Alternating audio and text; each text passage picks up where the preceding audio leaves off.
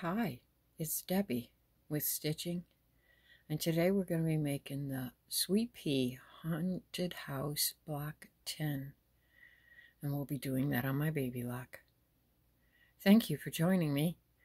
If you enjoy my videos, please like and subscribe.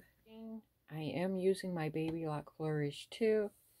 I did patch strips of batting together. As you can see, it works. Just butt them up, don't overlap them.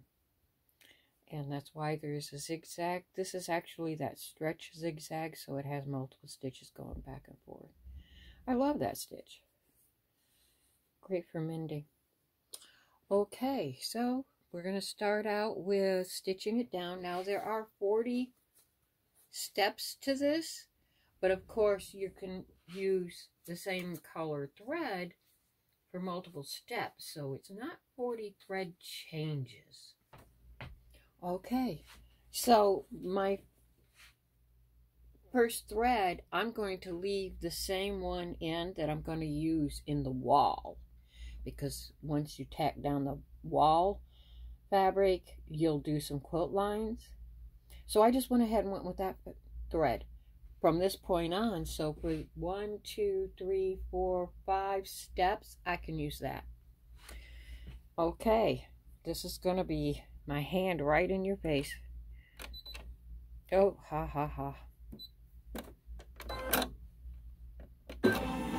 I really got it close today.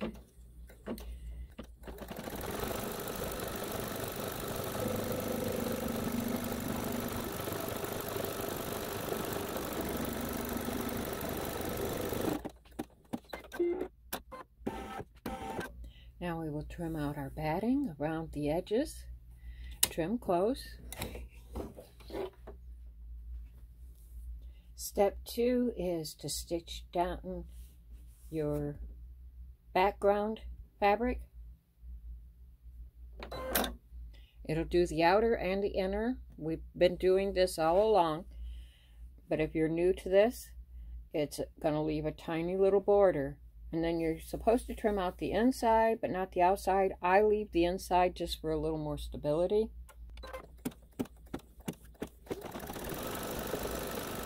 On the inside, if you're doing it the way that they were doing it, you know, that they're telling you from their instructions, I'm leaving it in.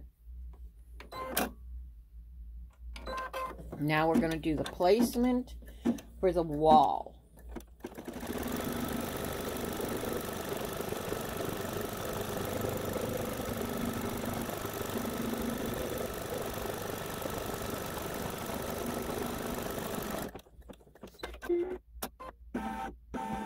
Let's put our wall fabric in place. Trying to get as much of this blue flower in as I can. I just had a hard time today deciding which fabric.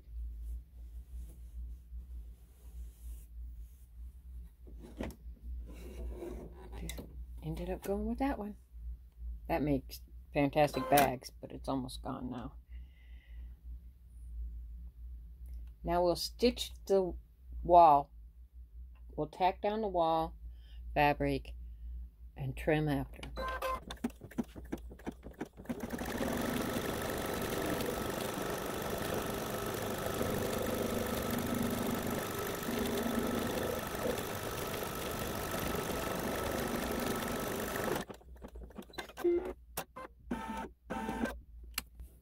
Let's trim out that excess fabric real fast. We've got all this trimmed out for the fireplace and around the edge of the room. Now these little spots here are quite tight. I don't think it'll matter if you cut it as a square and leave that. Will have a little more bulk, but it's going to have satin stitches too, so a lot of that be covered up. I have very fine point scissors, so I was able to get it out. Now it's going to do the quilting in the wall.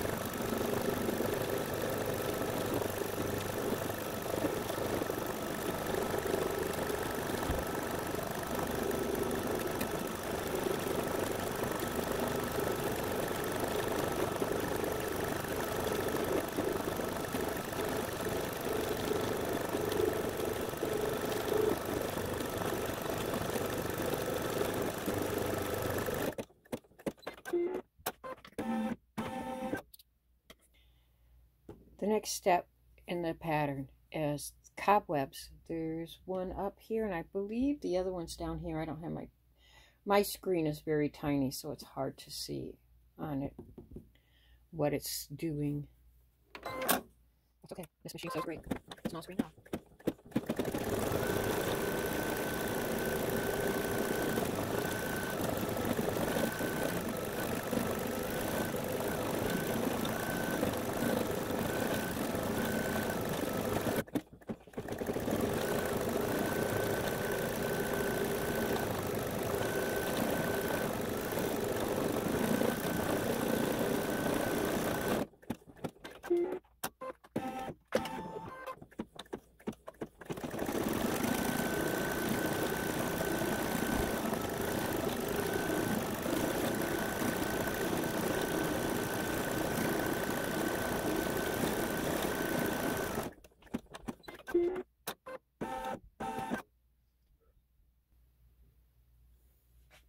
Our next step is the fireplace facing placement stitch.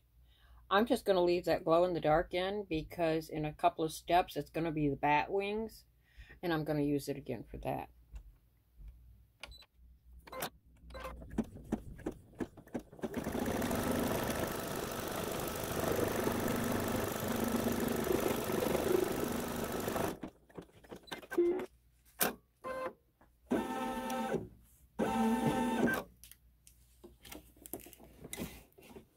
You can see where the placement stitch went down. So the spot you cut out before is going to be for the complete fireplace. The facing is just this part. And then this will be the mantle, which is a separate piece. And this is, well, this is the hearth. This firebox. I looked all this stuff up. I know, that's silly. Ooh, I forgot. I almost left paper on the back.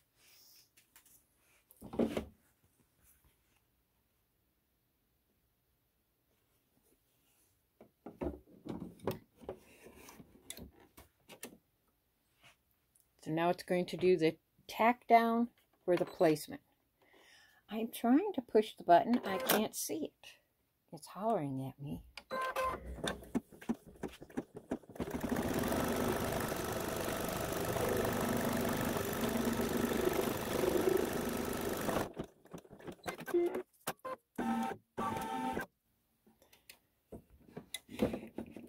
Now we want to trim out inside here and on the outside.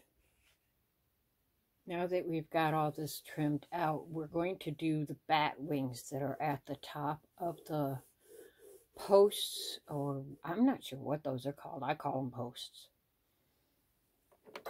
And I left the glow in the dark in there all this time because I wanted the back wings to glow.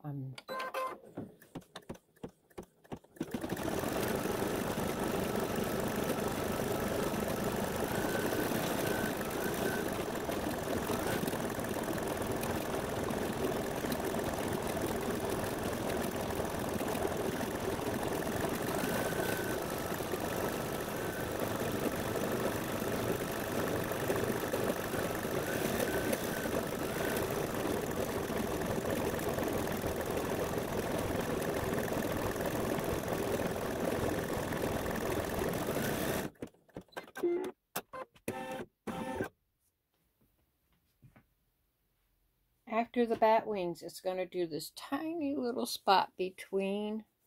I put down bat bodies just for some kind of descriptive. But that's what the next step is. And I'm going to do... Why am I not grabbing this? I can't feel the thread in my fingers today. I'm going to use a dark gray for the posts, and I'm going to do those bodies with that also. I have this huge spool of, it looks like steel gray. But this is fine. So we're going to do dark gray now, between the bat wings is where it's going.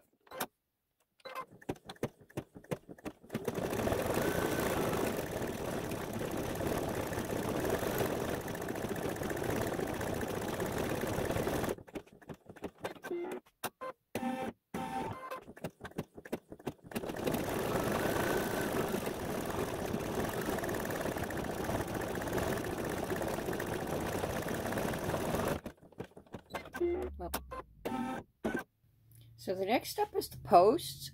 And I didn't even realize that this thread is like a perfect match for the fabric I chose. So I'm going to have to change that out. I'll use black instead. It's just not going to show up as well as I would like it to. So we'll just switch it out.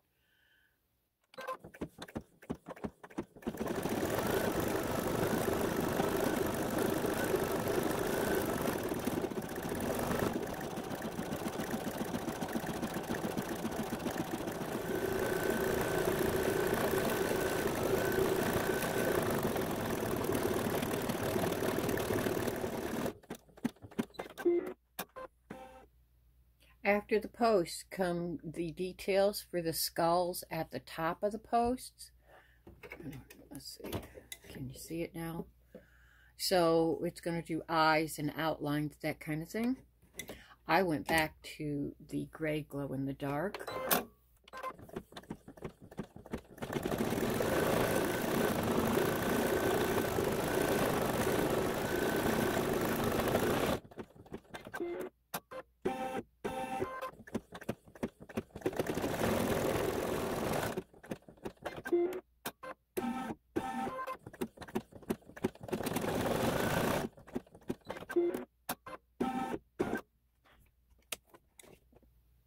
The next step is 13, and that's going to be the firebox placement. It's going to go placement and then tack down trim, and then it'll do the brown log. So I'm going to go with a dark brown for those logs that are burning in the fireplace kind of a thing, and I'll just use it for the placement too. Sorry.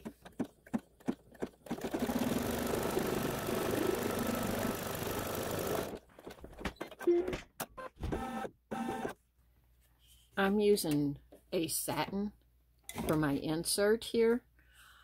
It has winter under on it, but experience tells me it's going to move. So what I did was make sure that it was on the inside of where all this, it's going to be missing all the stitching. And I put a little double-sided tape there, just to try and keep it in place. Now it's going to tack it down and we'll trim.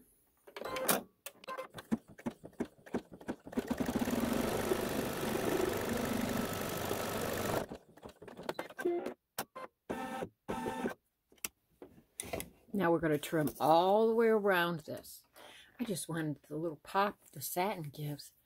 It's black, but it's not dull black. That's why I decided to go with a little piece of satin. And it was sitting right there. I already had Wonder Under on it. I mean, it was just screaming to be used.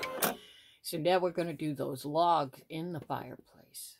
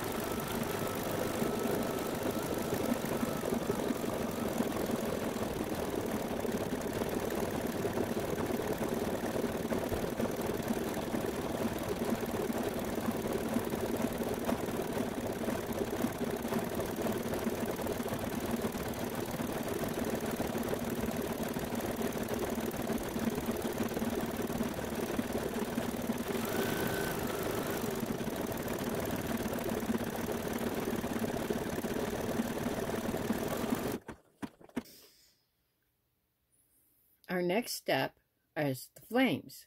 There's two sections to it. There's going to be the flames in the back, and then there'll be the flames in the front with the lines going through the logs for glowing embers.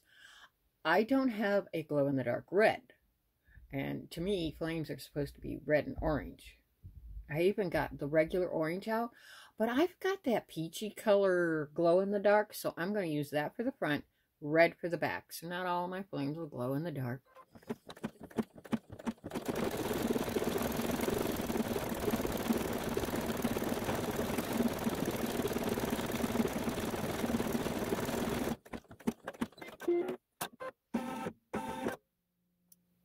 Now it's done its little bit of flames in the back where I wanted that little bit of red to pop. And now it's going to do the flames in the front, and some glowing embers is the effect it's going for.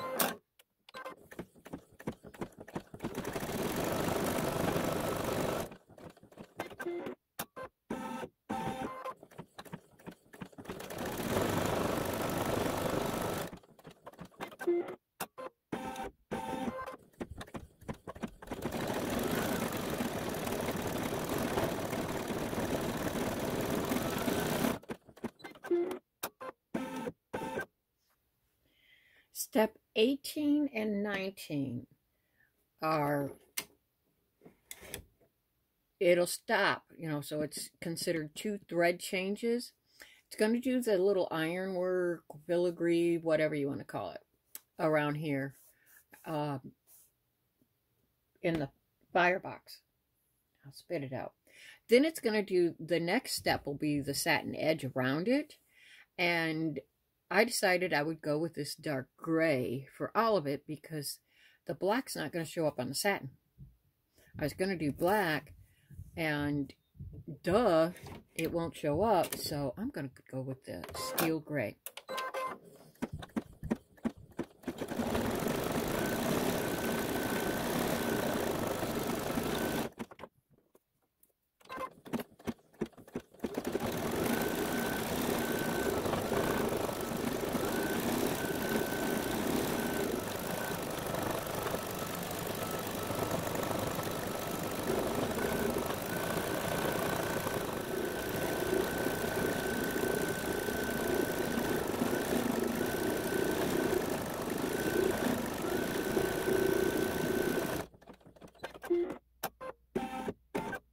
And as I said, after it does this, now you're going to do the outline edge of the firebox.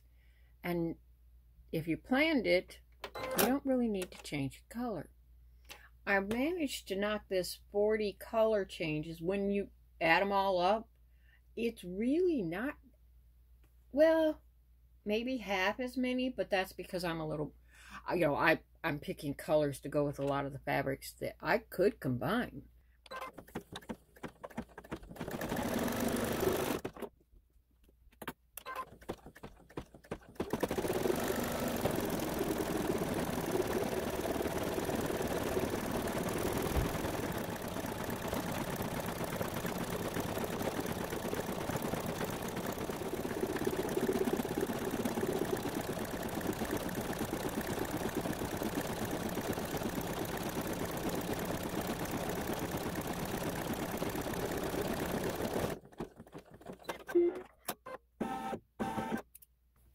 The next thing we're going to do is the floor here. So just as with the others, I've got all these, they're ironed in now, so whatever. We're going to go down past, so you have that fold over seam. I went ahead and put in my room border thread because the floor's stitch down is not going to be seen. So first it'll do this one across the floor. You'll fold it over. It'll do the outside. You'll trim it up against that stitch. And then it's going to go over the whole thing with your room border thread. So there were 3 color changes that are actually just 1.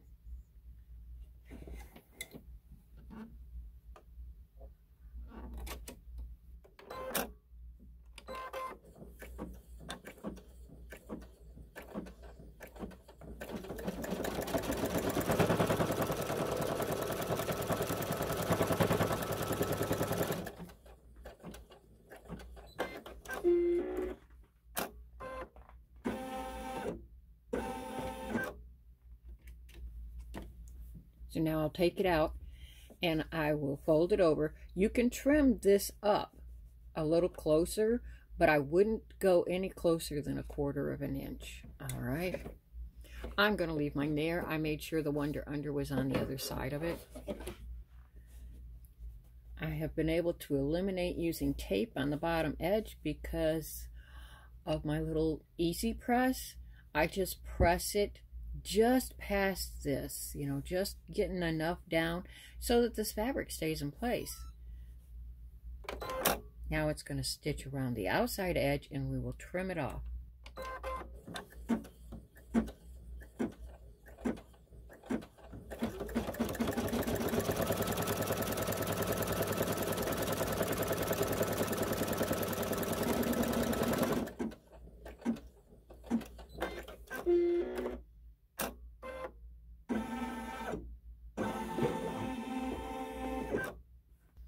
Our next step is the satin stitch around the room, the whole border, and I'm going to go with that green I've been using on all my squares.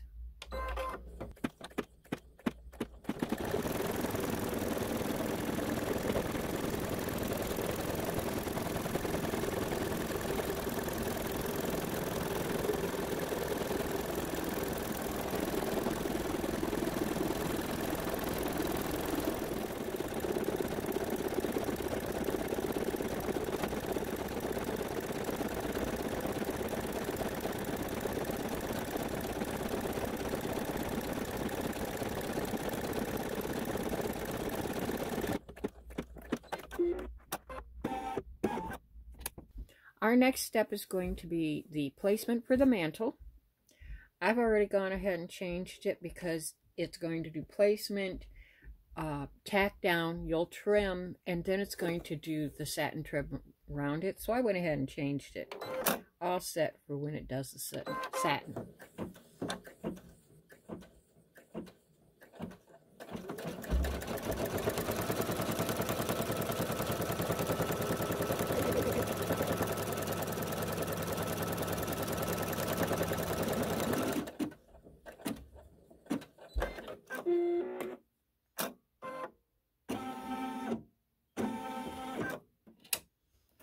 I have a horrible time with these little ones getting off kilter, so I put a small piece of double-sided tape in there, hoping that I'm missing where the needle's going to land because I grabbed the wrong tape.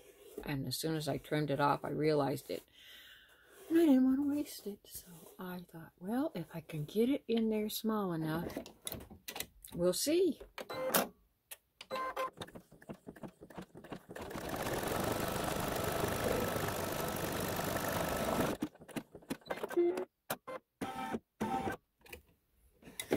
Now we'll just trim around this. So this next step will be the satin edge of the mantle.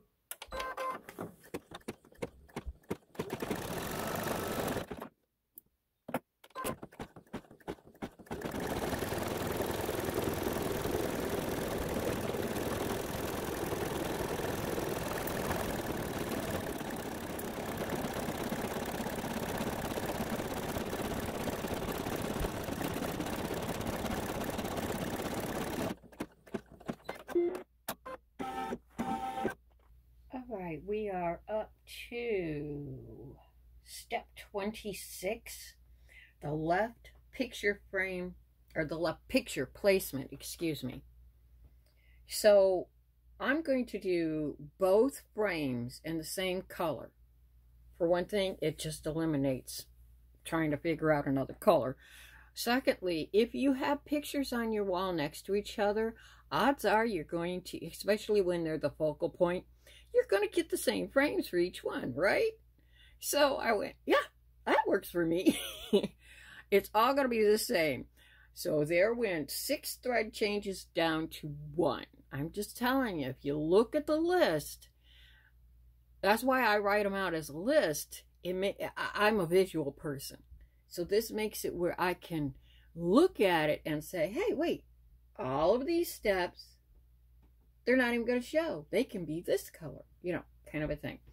So we're going to do the placement stitch for the left one.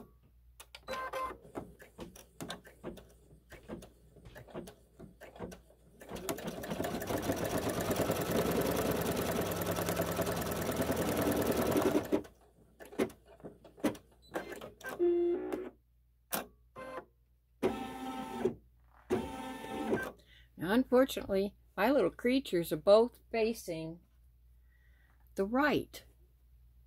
But they're the only ones that would fit in there. And I wanted different pictures. Yeah, I used a white gel pen. I cut a square out the size of this. And then, a little bit bigger. And then drew it so that I could make sure that I got right on that. I also have, at least this time, I grabbed the right tape. This is basting. No, I'm sorry, my mistake. Nope, still grabbed the wrong tape on that one. So, we're going to get that placed in here. I'm going to pull this out. When you've got a camera in front of your face, you sometimes get things off. And I do not want to get this off. But by putting that double-sided tape on there, I can make sure he doesn't move. Because all my other pictures have shifted. So hopefully he's a little closer to being centered. I'm not going to say I did it perfect. I don't do anything perfect.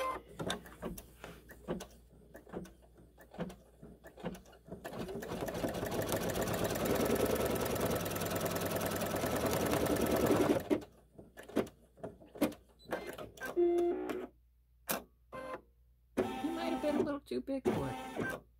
Now we trim it. Now, and in all of this that we've been doing for, wow, how many weeks now? I have noticed that if I don't angle those corners, if I leave a point on there, it tends to stick through my threads.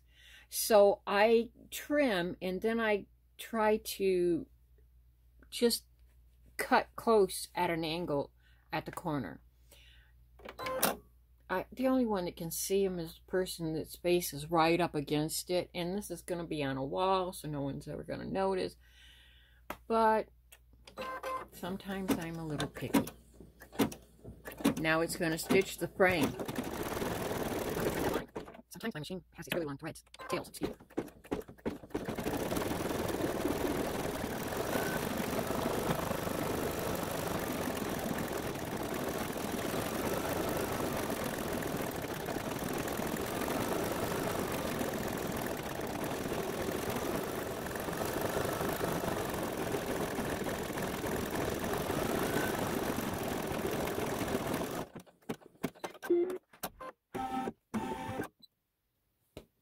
Now we're going to do the picture on the right, so it'll do the same thing all over again. Placement, tack down, we'll trim it, and then it'll do the frame.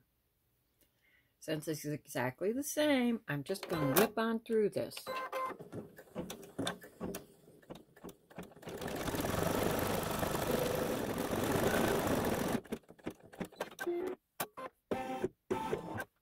Step 32 on my list is 3 small candle wicks, and it's going to be, like dab, dab, dab, dab, dab, dab, dab, dab, dab, in 3 spots. So I'm not going to change the thread.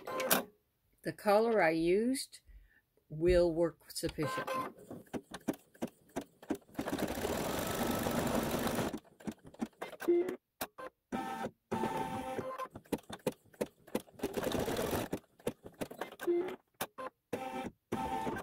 If you're using a dark thread for the frames on your little pictures, you might not want to carry that over because it might show through.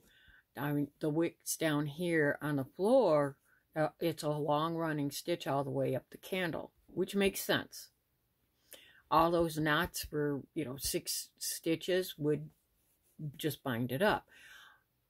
I'm just saying that if it's a light thread you're using for this, you really don't have to change it out. Now we're going to do the candles. These are the last steps. So it starts with the far left mantle candle.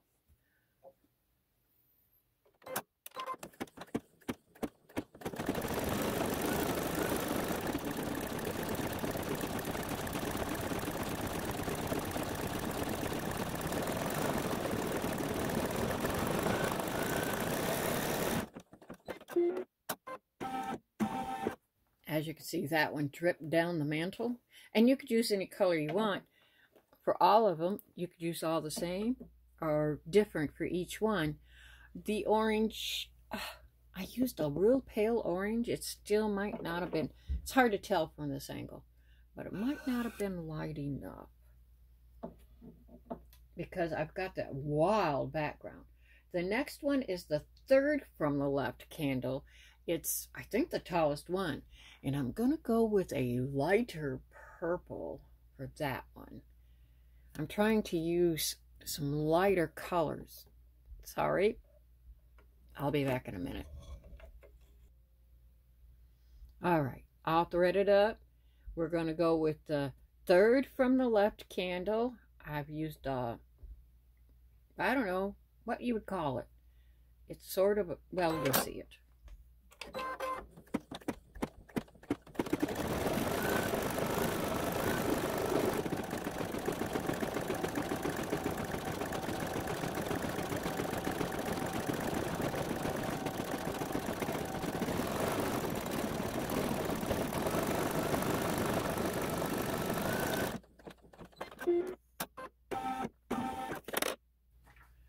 Now it's going to do a short candle here, and then it's going to jump to the other side and do another candle.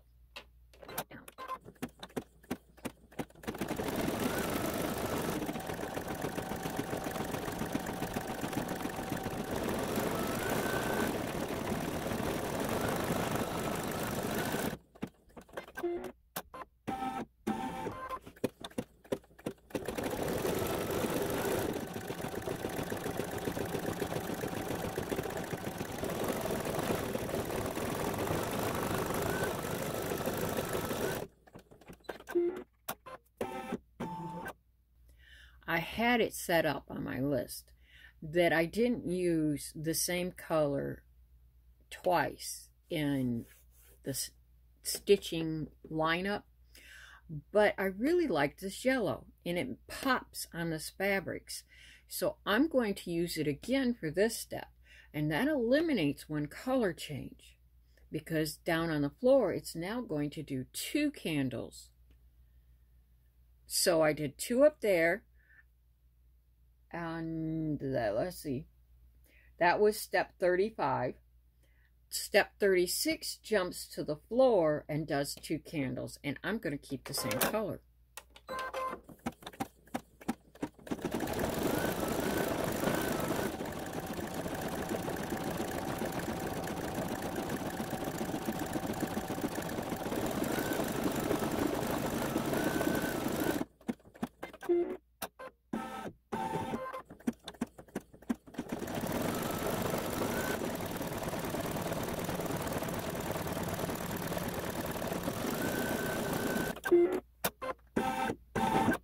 Step 37, the 3rd and 6th floor candle. And I've decided to go with white for these.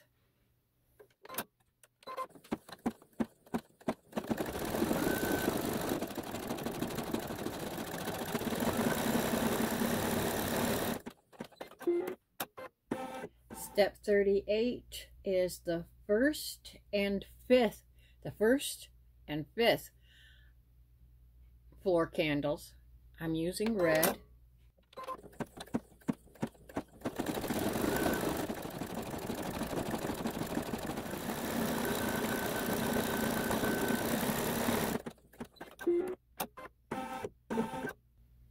We're at the next to the last. There's only 2 steps left. We have 2 steps to go. The last candle is a tiny little one here, and I'm going to go back to the purple, I think.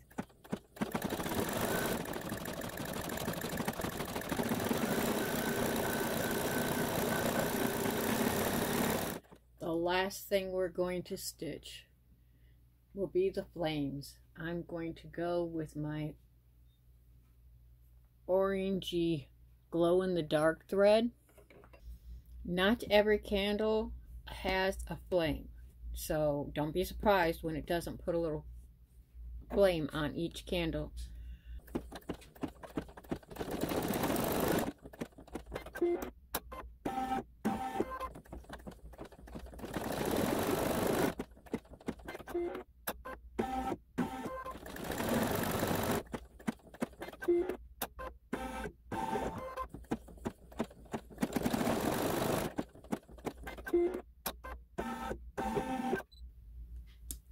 the end of that. It's all done. I need to trim up some tails here. And this is my finished block. I think it turned out beautiful. I would have really loved to have had some fabric with like little silhouette heads. I wanted to put silhouettes up there so bad. And I should have just drawn them out, but I was being lazy. Anyhow, I want to say thank you very much for joining me. If you've lasted this long, wow, thank you. I know I have filmed 2.5 hours of film, so it'll only be about an hour when I get done. That's still a long time to watch a video. I hope you'll join me for the next one. They'll release it on Friday. Bye-bye. Hope to see you next time.